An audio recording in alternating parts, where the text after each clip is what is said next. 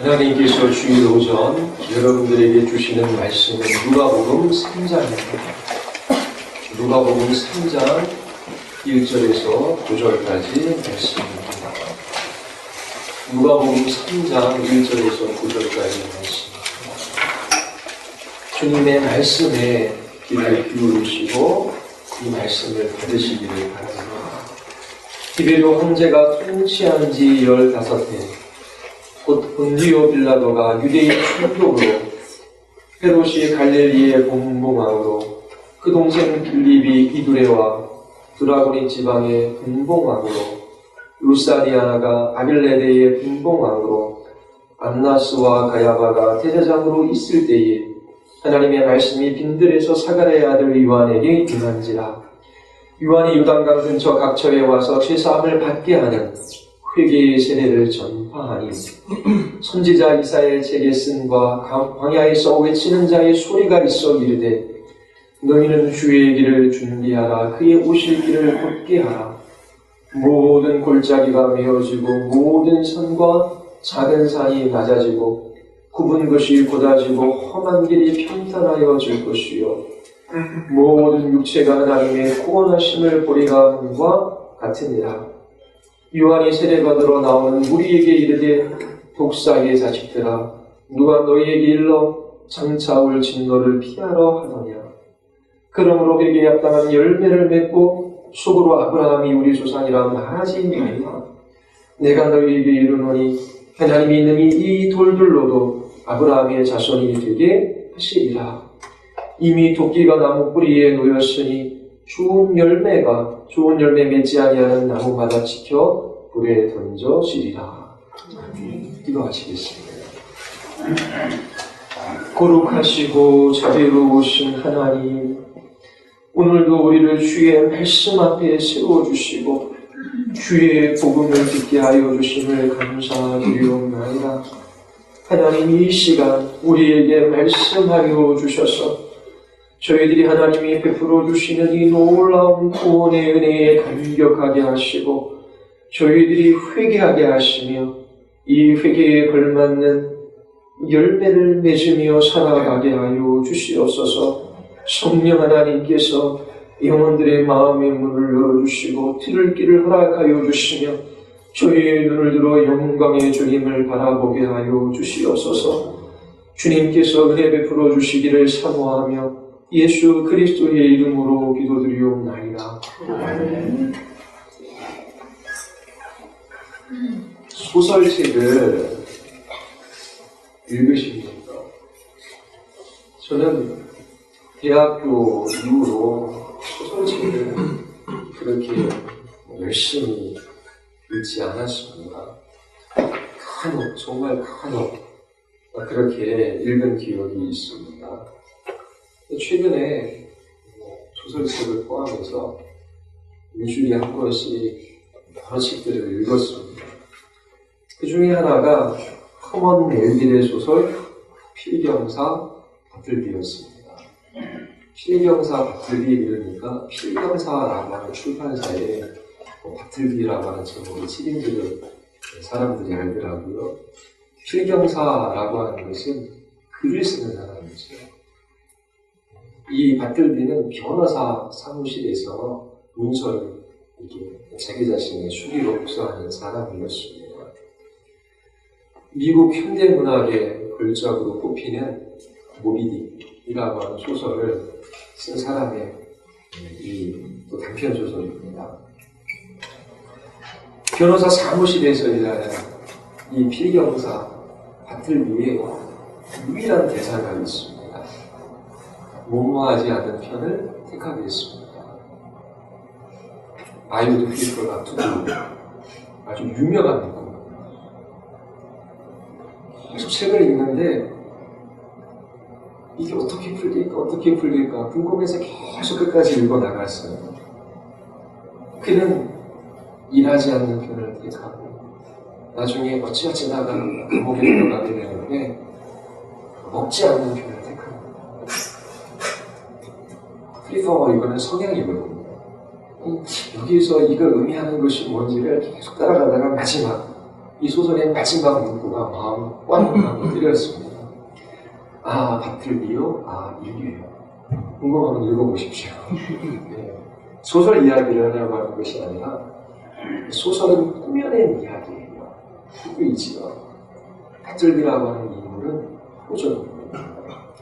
그러나 위대한 소설가들은 그들이 꾸며낸 이야기 속에서 인간의 위선과 거짓을 벗겨내고 인간 본성에 관한 진실을 드러냅니다.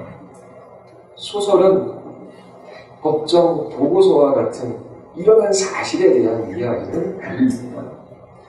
하지만 꾸며낸 이야기 속에서 도덕적 진리나 인간 본성에 관한 사실을 드러냅니다. 그런데 복음서를 그런 방식으로 보려고 하는 사람들이 있습니다. 그들은 말합니다. 성경에 기록된 사건이 정확한 정보나 사실에 입각해서 기록했는지 그렇지 않는지는 중요하지 않다. 중요한 것은 도덕적 진리나 인간 본성에 대한 통찰이다. 그리고 그 글에 반영된 이상이다. 만약 복음서의 저자가 그와 같은 것을 의도했다면 이것은 타당한 견해입니다. 예수 그리스도의 기적과 이적, 그의 죽으심과 부활이 역사적인 사건이냐 아니냐라고 하는 것은 소설처럼 중요하지 않아요. 그 허구의 이야기를 통하여 이 저자가 전하고자 하는 도덕적 진리, 인간 본성에 대한 통찰, 인간의 지성이나 정서가 표현할 수 있는 그 이상, 그런 것들을 바랄 수 있는 것이지요. 그러나 누가복음 3장 1, 2절은 그와 같은 견해를 지지하지 않습니다. 3장 1, 2절 우리 같이 한번 읽어볼까요? 우리 다 같이 시작.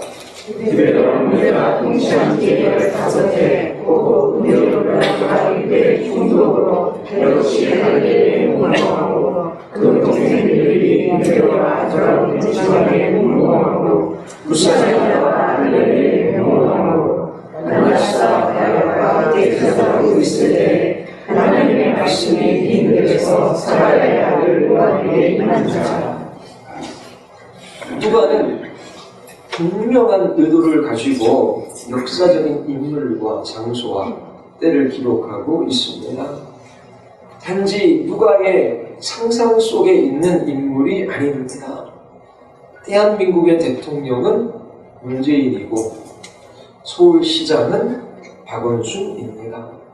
이것이 사실인 것처럼 누가가 기록한 인물과 장소와 시간은 분명한 역사적 사실에 기초하고 있습니다.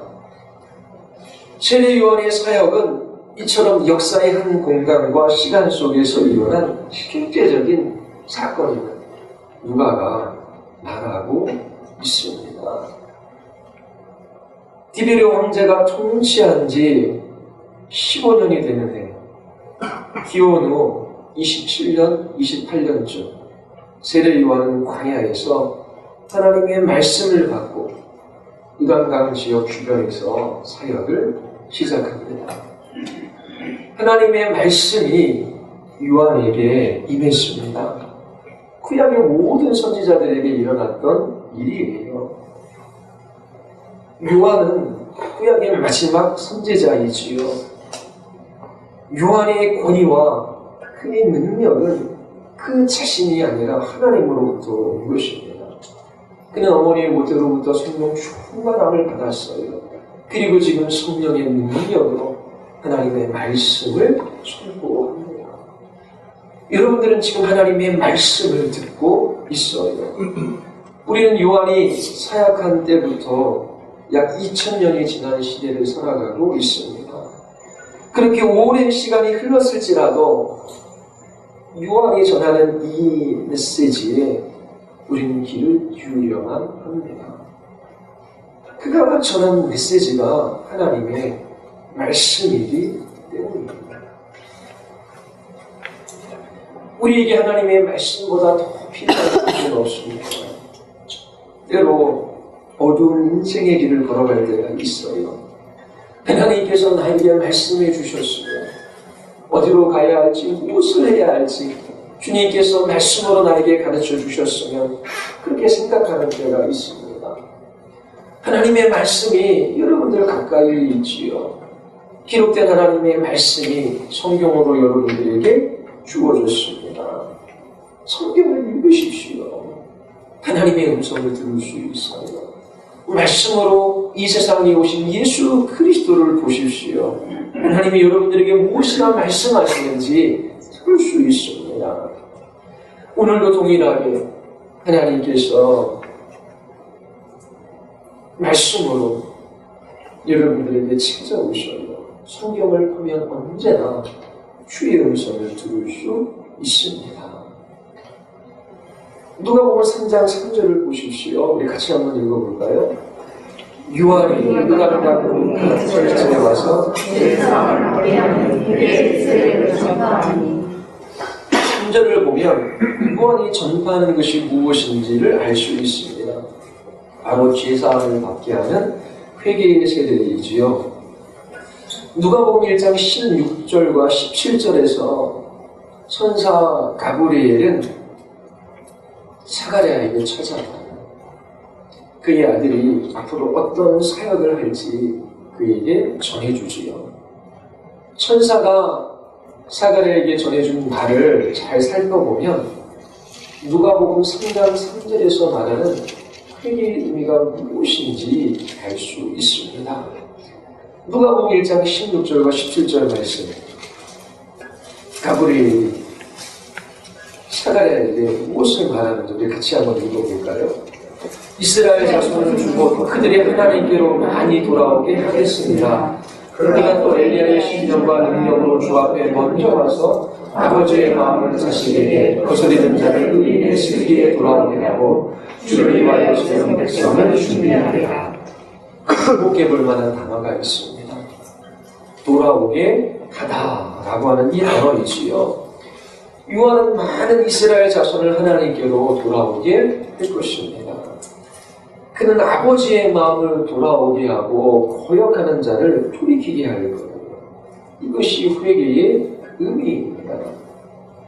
회개는 삶의 방향을 돌이키는 거예요.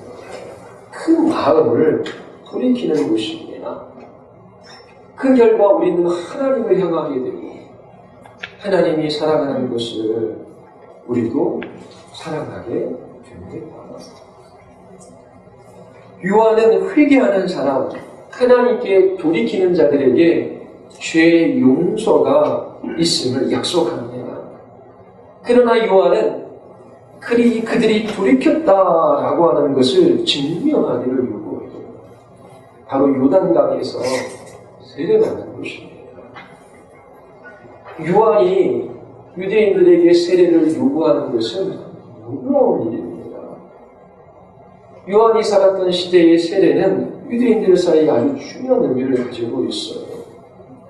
세례는 이방인이 유대교로 개종하기 위하여 거쳐야 하는 아주 중요한 의식이기 때문입니다. 지금 요한은 유대인들에게 회개를 선포하고 있어요. 그리고 그들이 돌이켰다라고 하는 것을 세례받는 것으로 증명하기를 요구합니다.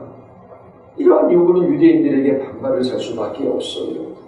유대인들에게는 무례하고 모욕적인 요구일 수밖에 없습니다.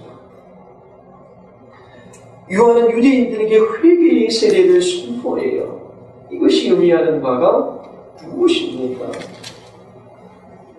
만약 유대인들이 회개하지 않는다면 그들은 참된 하나님의 백성이 아닙니다. 하나님께서 택하신 백성들에게 약속하신 복을 받을 수 없습니다. 유대인들이 죄사함을 받게 하는 회개의 세례를 받아들이지 않는다면 그들이 유대인이었다라고 하는 그 사실이 그들을 구원하는 것이 아닙니다. 유대인됨이 구원을 가져다 줄 수 없어요. 유대인들은 변화를 받아 그들의 마음을 하나님께로 돌이켜야 합니다. 이것을 통해 우리는 누가가 요한의 세례를 어떻게 이해하고 있는지 알 수 있습니다. 유대인들은 죄에서 돌이켜 하나님께로 나아가야 해요. 그들의 회개가 참되다라고 하는 것을 세례로 증명해야 하지요. 그렇지 않는다면 그들은 유대인일지라도 구원받을 수 없습니다. 이것은 구원이 이방인들에게도 열려있다라고 하는 것을 의미해요. 이방인들에게도 죄사함을 받아 구원을 얻을 수 있는 길이 열리는 것입니다. 그것은 회개하고 세례를 받는 거예요. 유대인이 되었다고 해서 다 구원받는 것이 아니라면 이방인이 되었다고 해서 다 정죄를 받는 것도 아니지요. 정말 중요한 것은 하나님을 향하여 돌이키는 것입니다. 누가는 요한의 세례와 선포가 이러한 중요한 의미를 가지고 있다라고 하는 것을 우리에게 알려줍니다. 세 가지 진술을 기억하십시오. 유대인됨이 구원을 보장해 주지 않는다. 이것이 누가가 세례 요한의 사역을 바라보며 해석하는 것입니다. 두 번째 진술. 이방인 되었다라고 해서 다 정죄를 받는 것이 아니다. 세 번째 진술. 정말 중요한 것은 회개하고 하나님을 향하여 돌이키는 것이다. 누가가 이것을 어떤 방식으로 설명하는지 두 가지를 여러분들에게 말씀을 드릴 거예요. 누가는 3장 4절부터 6절에서 세례 요한의 사역을 설명하기 위하여 이사야 선지자의 글을 인용하고 있습니다. 누가의 설명에서 우리는 마태와 마가에서 발견할 수 없는 특별한 점을 발견할 수 있습니다. 마태와 마가 누가 모두 요한의 사역을 설명하기 위하여 이사야서 40장 3절의 말씀을 인용합니다. 집중하고 들으셔야 됩니다. 외치는 자의 소리로 이르되 너희는 광야에서 여호와의 길을 예비하라. 사막에서 우리 하나님의 대로를 평탄케 하라. 마태복음 3장 3절, 마가복음 1장 3절에서 이 구절을 인용합니다. 그런데 누가만이 세례 요한의 사역을 설명하기 위하여 이사야서 40장 4절과 5절의 말씀을 인용합니다. 골짜기마다 도두어지며 산마다 언덕마다 낮아지며 구르지 아니한 곳이 평탄하게 되며 험한 곳이 평지가 될 것이요 여호와의 영광이 나타나고 모든 육체가 그것을 함께 보리라. 이는 여호와의 입이 말씀하셨느니라. 왜 누가는 마태와 마가처럼 이사야서 40장 3절에서 멈추지 않고 계속해서 이사야서 40장 4절과 5절의 말씀을 인용하는 것일까요? 그것은 요한이 선포하기 시작한 회개와 예수님이 가져다줄 이 구원이 단지 유대인만을 위한 것이 아니라 모든 육체를 위한 것이다 라고 하는 것을 설명하기 위함입니다. 산들이 낮아지고 굽은 길이 곱게 되고 거친 길이 부드럽게 됩니다. 그 결과 모든 육체, 모든 민족은 틀림없이 구원을 보게 될 것입니다. 자, 누가가 누가복음을 기록할 때에 요한의 사역을 기술하고 해석해요. 설명해줘요. 세 가지 진술을 했지요. 세례 요한이 유대인들을 향하여 죄사함을 받는 회개에 관해서 선포합니다. 유대인됨이 구원을 보장해주지 못한다. 누가의 해석이에요. 두 번째, 이방인이 되었다라고 해서 그 이방인됨이 구원의 걸림돌이 될 수는 없다. 정말 중요한 것은 회개하고 회개의 역사가 열매를 맺는 것이다. 이걸 계속 저도 반복해서 이야기하고 누가가 이것을 계속 이야기하고 있습니다. 자, 첫 번째 증거를 대지요. 누가가 설명하는 방식. 이사야서 40장 4, 5절을 인용했습니다. 자, 또 두 번째.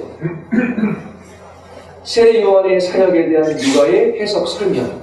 이 세 가지 중심. 이걸 어떤 방식으로 설명하는지 두 번째 말씀드릴게요. 누가복음 3장 6절에 있는 구원이라고 하는 헬라어는 일반적으로 사용하는 단어가 아니에요. 누가복음과 사도행전에서 단 3번만 사용되어집니다. 누가복음 2장 20절. 내 눈이 주의 구원을 보았사오니. 누구의 고백입니까? 시므온의 고백입니다. 그리고 누가복음 3장 6절. 모든 육체가 하나님의 구원하심을 보이라. 여기에서 사용되어지고, 그리고 사도행전 28장 28절에서 사용되어져요. 여기서 구원이라는 단어가 어떻게 사용되어지는지 눈여겨볼 필요가 있습니다. 유대인뿐만 아니라 이방인의 구원을 언급할 때에 이 단어가 사용되어져요. 누가가 기록한 성경 두 권이 있어요. 누가복음과 사도행전이지요. 이 누가복음의 시작, 첫 번째 누가복음의 이 시작과 이 사도행전의 마지막에 이 구원이라고 하는 이 단어, 이 독특한 단어를 사용합니다. 누가복음 2장 31절과 32절에서 시므온은 아기 예수에 대해서 이렇게 말해요. 내가 주의 구원을 보았사오니 이는 만민 앞에 예비하신 것이요 이방을 비추는 빛이요. 구원을 받는데 그 구원을 뭐와 연결시켜요? 단지 유대인만을 위한 구원이 아니라 만민 앞에 예비하신 것이다. 이 독특한 구원이라는 이 헬라어 단어를 사용할 때에 이방인과 유대인의 통틀은 구원을 말할 때 이 단어를 사용합니다. 그리고 사도행전 28장 28절에서 바울은 유대인들이 복음을 거절했다라고 말해요. 그리고 하나님의 복음이 이방인들에게 보내질 줄 알라라고 말합니다. 누가는 두 권의 책, 첫 번째 책인 누가복음 앞부분에서 그리고 그의 마지막 책인 사도행전 끝부분에서 이것을 강조하는 거예요. 예수님이 가져다주는 구원은 유대인만을 위한 것이 아니라 모든 사람을 위한 것이다. 자, 누가는 세례 요한의 사역, 그의 선포한 내용을 통해 우리에게 두 가지를 알려줘요. 유대인됨이 구원을 보장해주지 않는다라고 하는 것. 그리고 유대인이 아닌 것이 구원에 있어서 걸림돌이 될 수 없다라고 하는 것입니다. 그리고 결론적으로 누가가 요한의 사역을 통해서 말하고자 하는 것은 죄사함을 받게 하는 회개입니다. 정말 중요한 것은 죄사함을 받는 회개다라고 말합니다. 누가복음 3장 6절까지는 요한의 사역에 대한 누가의 설명이고 해석입니다. 아직까지 요한은 말하고 있지 않음을 주목하십시오. 이제 드디어 7절에서 요한이 입을 열어 선포합니다. 이 세례 요한의 선포, 이것은 우리가 이미 들은 누가의 설명과 해석을 우리들에게 다시 한번 확증시켜 줍니다. 누가복음 3장 7절 한번 읽어보십시오. 다 같이 한번 읽어보겠습니다. 다 같이 시작. 요한이 세례받으러 나오는 우리에게 이르되 목사의 자식들아 누가 너희에게 이르러 장차한 진주를 따라 하려나. 이 요한이 선포하는 첫 문장 속에서 요한은 네 가지를 말하고 있어. 독사의 자식들아. 그리고 두 번째 진노. 세 번째 피하라. 그리고 7절은 의문문의 형태를 띠고 있습니다. 자, 요한이 이 첫 번째 문장을 통해서 말하고 하자는 바가 무엇인지 여러분들에게 말씀을 드리겠습니다. 첫 번째, 그는 세례를 받으러 나오는 무리들에게 매우 차갑게 말합니다. 너희들은 독사의 자식들이다. 구약 성경을 어려서부터 알고 있는 유대인들에게 세례 요한을 하라고자 하는 바가 있어요. 그것이 무엇이겠습니까? 창세기 3장에서 사단은 뱀, 독사로 묘사되었습니다. 하나님께서 뱀에게 말씀하시지요. 너로 여자의 후손과 너로 여자와 원수가 되게 하고 네 후손도 여자의 후손과 원수가 되게 하리라. 여자의 후손과 뱀의 후손이 원수가 되리라 말씀하셔요. 누군가 여러분들에게 독사의 자식이라고 말하는 것은 여러분들을 사단의 자식, 마귀의 자식이라고 말하는 것과 같아요. 이 세상은 하나님의 자녀들과 마귀의 자녀들로 나뉩니다. 예수님이 요한복음 8장 43절에서 우리들에게 말씀하시는 것과 동일해요. 어찌하여 내 말을 깨닫지 못하느냐? 유대인들이 그들이 그토록 원했던 하나님과 그들 사이의 중보자, 선지자인 예수 그리스도께서 오셨어요. 이는 내 말을 들을 줄 알지 못한다. 너희는 너희 아비 마귀에게 났으니 너희 아비의 욕심대로 너희도 행하고자 하느냐. 유대인들이지만 그들이 마귀의 자녀이기 때문에 예수님께서 기적과 이적을 행하시고 그들에게 진리를 선포해도 그들의 귀까지 들리지 않는 거예요. 예수가 누구인지 보지 못하는 것입니다. 오늘도 동일해요. 요한은 먼저 세례를 받으러 나오는 무리들을 고발해요. 너희들은 사단에 붙들린, 사단에게 붙잡힌 사람들이다. 너희는 본성상 마귀의 자식들이다. 이게 요한이 말하는 것입니다. 두 번째, 요한은 그들에게 임박한 하나님의 진노가 있음을 경고합니다. 하나님은 사단과 그의 자식들을 반드시 심판하십니다.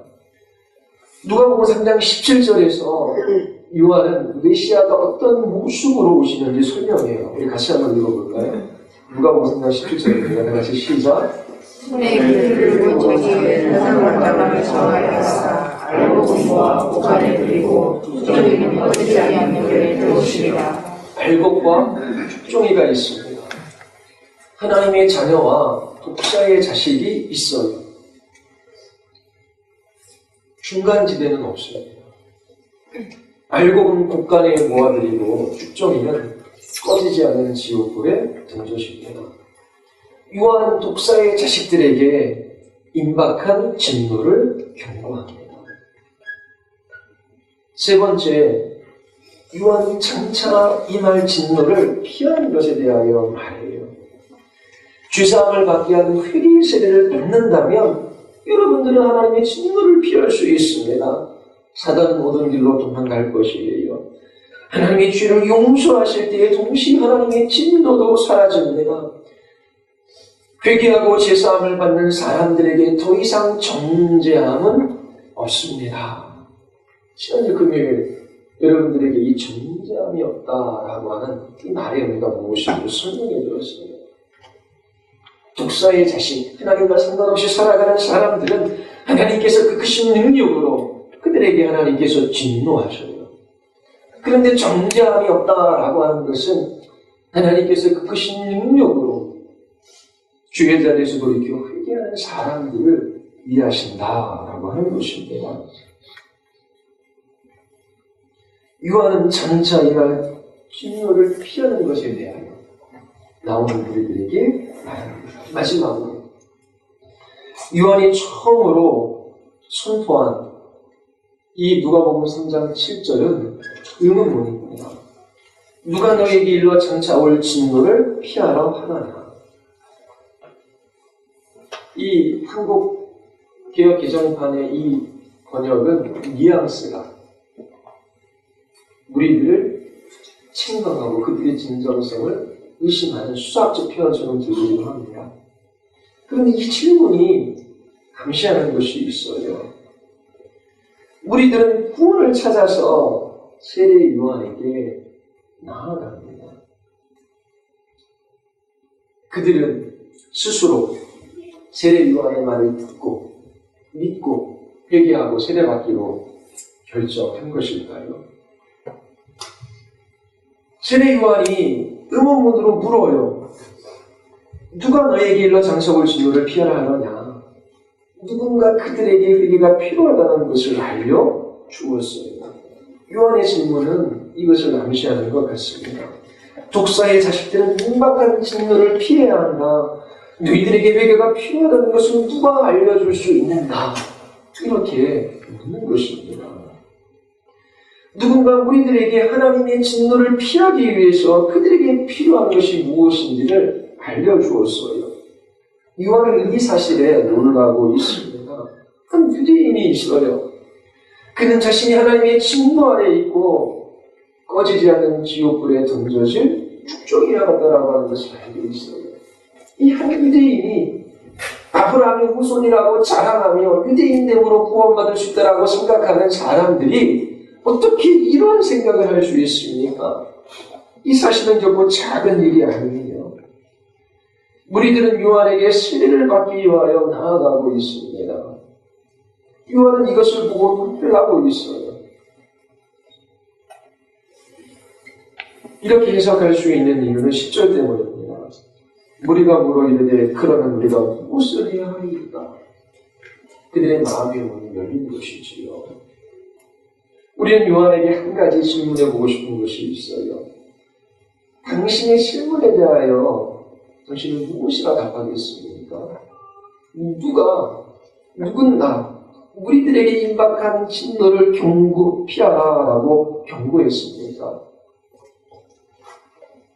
누가 이 유대인들에게 선민이라고 하는 의식을 가지고 있고 유대인됨을 자랑하는 이들이 이제 주 예수를 돌이켜 회개하고 세례를 받을 마음을 가지고 나오고 있어요. 누가 우리들에게 임박한 진노를 피하라고 경고했습니까? 요한에게 묻는다면 무엇이라고 답할까요? 요한은 이렇게 말했을 거예요. 하나님이 그들에게 경고하셨습니다.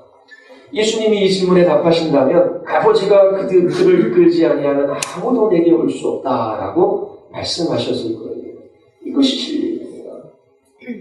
하나님이 이끄시지 않으면 어떤 독사의 자식도 회개하기 위하여 나아갈 수 없습니다. 요한은 간접적인 질문의 방식으로 하나님의 은혜에 대하여 감사하고 있습니다.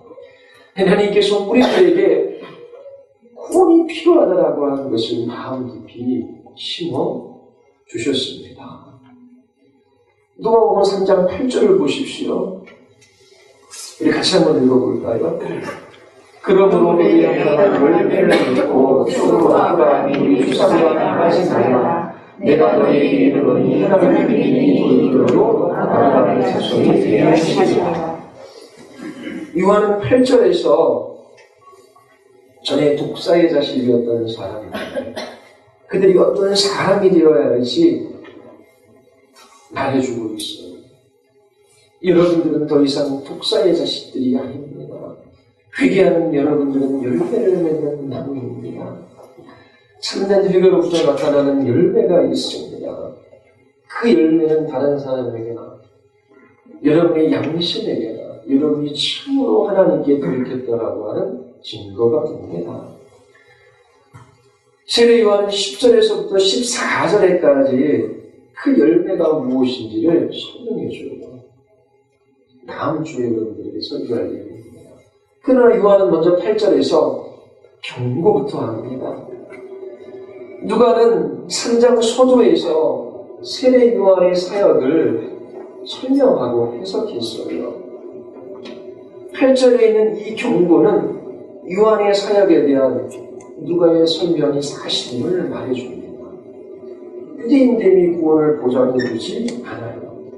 그리고 유대인이 아닌 것이 구원에 있어 걸림돌이 되지 않습니다. 누가복음 3장 8절에서 요한은 아브라함이 우리의 조상이라 말하지 말라 이렇게 말해요.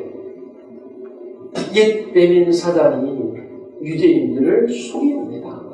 요한은 사단이 너희를 기만하지 못하게 하라라고 말하는 듯합니다. 사단은 유대인들을 속여요. 유대인들은 이처럼 생각합니다. 내가 이방인들처럼 강가에서 세례를 받아야 한다고, 우리가 이방인들과 한 배를 타고 있다라고, 그들도 아브라함의 후손들이 될 수 있다고, 하나님의 택함을 받는 선민 우리가 하나님의 진노 가운데 있다고. 아니, 우리는 어려서부터 하나님께서 아브라함에게 약속하신 것을 배우지 않았는가. 창세기 17장에 보면 내가 네 언약을 나와 너희 네들의 후손 사이에 세워서 영원한 언약을 삼고 너와 네 후손이 하나님이 되리라. 내가 너와 네 후손에게 내가 거류하는 땅, 가나안 온 땅을 주어 영원한 기업이 되게 하고 나는 그들의 하나님이 되리라. 아브라함의 후손이 하나님이 되어주시겠다. 가나안 땅을 주시겠다. 분명히 하나님께서 우리 조상 아브라함에게 약속하셨고 우리는 아브라함의 후손이에요. 그런데 어떻게 아브라함의 후손인 우리가 하나님의 진노로 인하여 꺼지지 않는 영원한 기업불에 던져질 것을 걱정할 수 있는가? 도대체 광야에서 외치는 저 사람이 누구냐? 저게 진리일 수 없다. 이렇게 사단은 유대인들을 기만합니다. 그래서 요한은 아브라함이 우리 조상이라 말하지 말라라고 선포하는 것입니다. 요한은 유대인들에게 그와 같이 생각하는 것은 거짓된 것이라고 경고해요. 단지 유대인이라는 이유 때문에 하나님께서 그들을 구원할 의무가 있는 것은 아닙니다. 유대인들이 우리 모두에게 주는 교훈이 있어요. 구원을 위하여 하나님의 자비하심 외에, 하나님의 은혜 외에, 하나님의 국률 외에 그 어떤 것도 의지해서는 안 된다라고 하는 것입니다. 유대인들은 자신의 유대인됨을 의지해서는 안 돼요.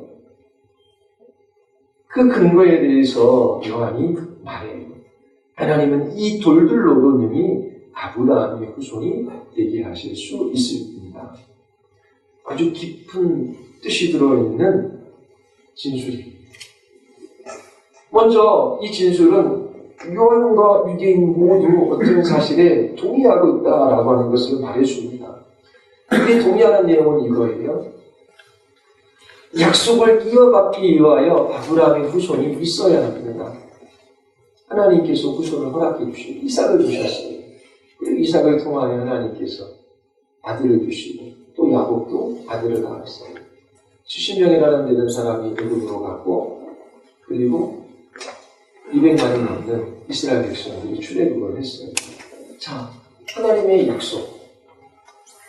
그것은 반드시 성취돼요. 그래서 아브라함의 후손은 있어야 합니다. 하나님의 말씀, 이 약속의 말씀은 결코 실패하지 않을 거예요.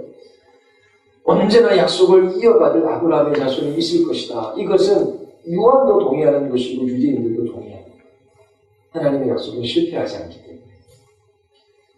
그러나 이 진술 속에 우리가 다른 의미가 또한 있음을 우리가 알 수 있어요. 만일 유대인들이 그들의 유대인됨을 의지한다면 요한은 유대인들과 의견을 달리할 수밖에 없습니다. 하나님의 능력과 자유에 관하여 이 유대인들은 잘 모르는 거예요. 어떤 유대인들은 그들이 혈통적으로 아브라함의 후손이기 때문에 하나님이 그들에게 복을 주어야 한다라고 생각합니다. 하나님께서 하나님의 후손인 우리를 진노할 수 없다라고 생각해요. 왜냐하면 하나님은 항상 약속을 지키시는 분이시기 때문에 그래요. 그들이 회개하든지 회개하지 않든지 결국 그것은 중요하지 않다라고 말합니다. 그들은 하나님의 자비하심, 하나님의 은혜를 의지하지 않아요. 대신 그들의 유대인됨을 의지하지요. 그들이 생각하는 것처럼 하나님은 어떤 상황에 매여 꼼짝도 못하시는 분이 아니십니다. 하나님은 아브라함과 한 약속을 지키실 수 있으셔요. 동시에 혈통적으로 아브라함의 후손됨을 자랑하는 유대인들을 쓸어버리실 수도 있으셔요. 어떻게 그렇게 하십니까? 하나님은 진노 가운데 유대인됨을 자랑하며 그것을 의지하는 이 사람들을 쓸어버리실 수 있으셔요. 그리고 아무것도 없는 곳에서 새로운 하나님의 백성을 불러 일으키실 수 있으십니다. 하나님은 이 돌들로도 능히 아브라함의 후손이 되게 하실 수 있다라고 하는 말이 아니에요. 새로운 하나님의 백성들은 회개의 열매를 맺는 사람들이에요. 자신을 신뢰하는 것이 아니라 자유로이 주권적으로 하나님께서 베풀어 주시는 이 자비, 이 은총, 이 은혜만을 의지하는 사람들입니다. 유대인들이 잊고 있는 것이 있어요. 그들은 유대인 되어 있기 때문에 하나님께서 당연히 그들에게 복을 주셔야 한다고 생각해요. 오늘날 많은 사람들도 이 유대인식으로 사고하는 사람들이 있습니다. 자신들의 열심과 노력이 하나님을 가두려고 하는 것이지요. 하나님, 제가 이렇게 기도하고 이렇게 예배하고 이렇게 헌금하고 이렇게 열심을 내어 섬겼습니다. 하나님, 제가 이렇게 했기 때문에 하나님께는 이렇게 해주셔야 합니다. 제가 이렇게 했는데 하나님은 왜 이렇게 안 해주십니까? 그들은 하나님이 원하시는 대로 누구에게든지 자유롭게 자비를 베풀어 주시는 분이라는 것을 생각하지 못해요. 유대인들은 또한 하나님의 능력을 잊었습니다. 하나님은 아브라함과 한 약속을 지키실 수 있는 능력이 있는 분이셔요. 동시에 유대인됨을 의지하는 그들을 쓸어버리실 수 있는 분이시기도 하셔요. 누가복음 3장 9절은 계속되는 경고의 반복입니다. 우리 같이 한번 읽어볼까요? 이미 도끼가 나무 뿌리에 놓였으니 좋은 열매를 맺지 않으면 지켜 불에 던져지리라. 누구에 대한 이야기입니까? 유대인들에 대한 승부이지요. 여러분 자신을 신뢰하지 마십시오. 회개에 합당한 열매가 없다면 여러분은 멸망받을 거예요. 유대인이냐 이방인이냐라고 하는 것은 중요하지 않아요. 여러분들이 어떠한 종류의 나무인지 그것은 중요하지 않습니다.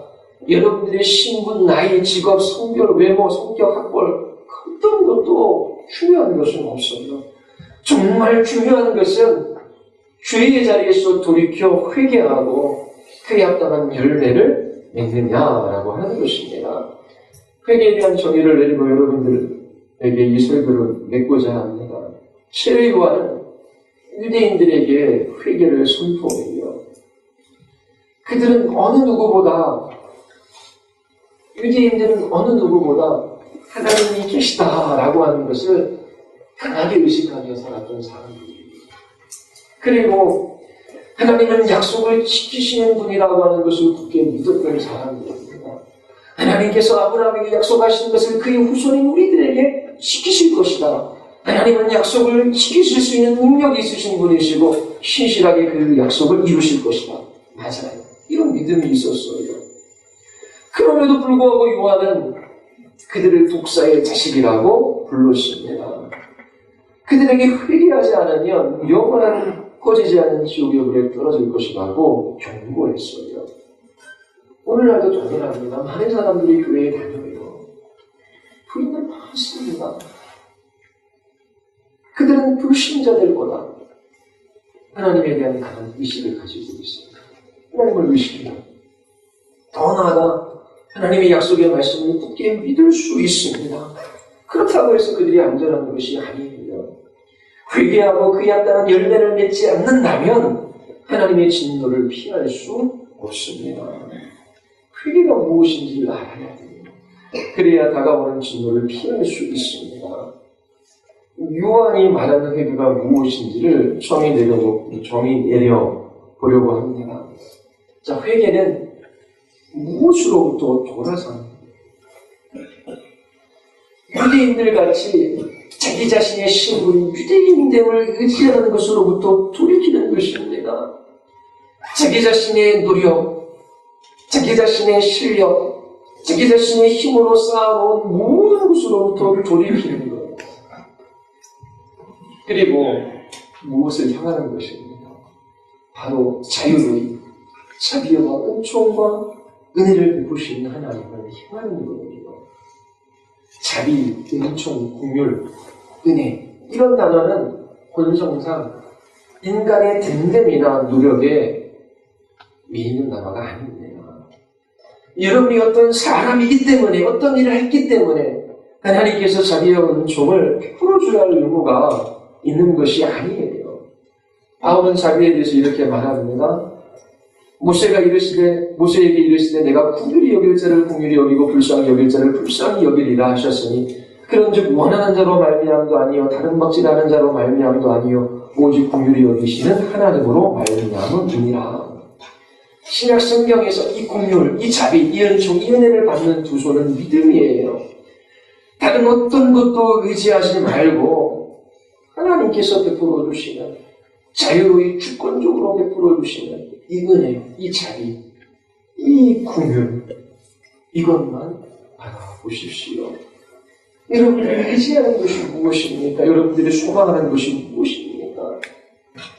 하나님이 여는 모든 것에서 돌이켜야 합니다.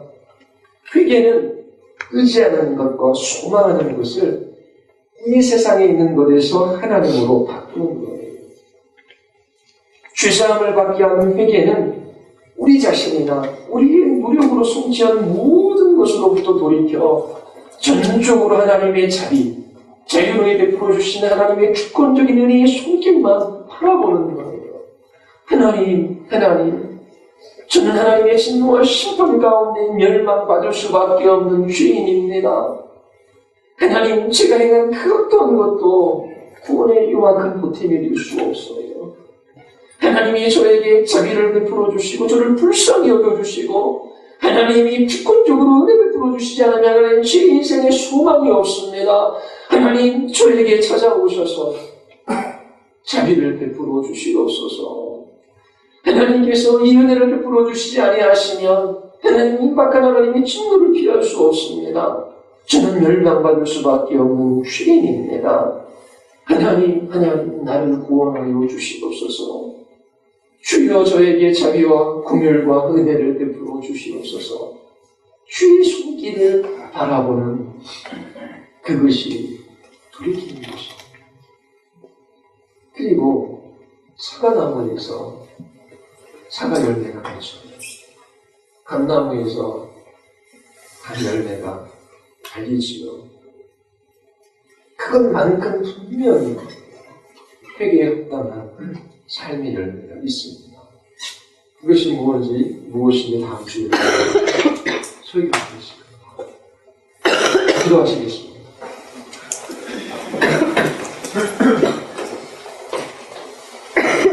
우리 이 시간에 기도할 때 우리의 노력도 우리의 어떠함도 우리가 가진 그 무엇도 하나님 앞에 무엇을 불구할 수 있는 자격이 되어 주옵습니다. 하나님 한 소망이 없는 주님입니다. 하나님 우리에게 말씀해 주시옵소서.